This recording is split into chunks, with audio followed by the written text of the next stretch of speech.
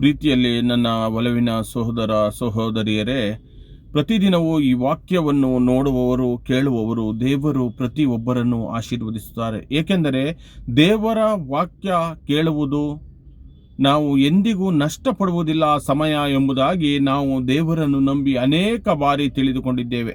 ಅದೇ ರೀತಿಯಾಗಿ ಪ್ರತಿದಿನವೂ ನಮಗೆ ಪ್ರಾರ್ಥಿಸುವ ಒಂದು ಸೌಭಾಗ್ಯವನ್ನು ದೇವರು ಕೊಡುವುದಕ್ಕಾಗಿ ನಮ್ಮ ಜೀವಿತದಲ್ಲಿ ನಮಗೆ ಅದಕ್ಕಾಗಿಯೇ ನಮ್ಮನ್ನು ಸೃಷ್ಟಿಸಿದ್ದಾರೆ ಎಂಬುದಾಗಿ ನಾವು ತಿಳಿದುಕೊಳ್ಳಬೇಕು.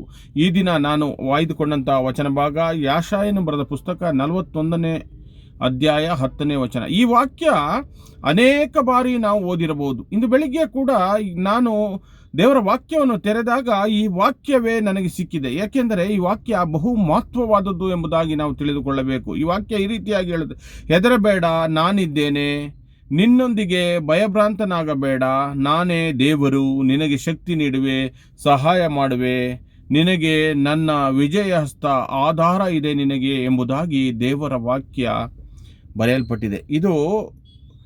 ಈ ವಾಕ್ಯವನ್ನು ಓದಿದಾಗ ನಮಗಾಗುವ ಆನಂದ ಅಷ್ಟಿಷ್ಟಲ್ಲ ಪ್ರಿಯರೇ. ಏಕೆಂದರೆ ದೇವರು ನಮ್ಮ ಪರಿಸ್ಥಿತಿ ಎಲ್ಲವನ್ನು ಅರ್ಥ ಮಾಡಿಕೊಂಡು ಭಯಪಡಬೇಡ ಮಗನೇ ಮಗಳೇ ಎಂಬುದಾಗಿ ಹೇಳಿದ್ದಾರೆ ಎಂಬುದಾಗಿ ಈ ವಾಕ್ಯ ನಮಗೆ ಸ್ಪಷ್ಟಪಡಿಸುತ್ತದೆ.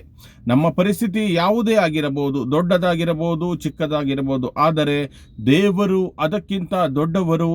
ಇಂದು ನಮ್ಮ ಹೃದಯದಲ್ಲಿ ಭಯವನ್ನು ತೆಗೆದು ಹಾಕುವ ದೇವರಾಗಿದ್ದಾರೆ.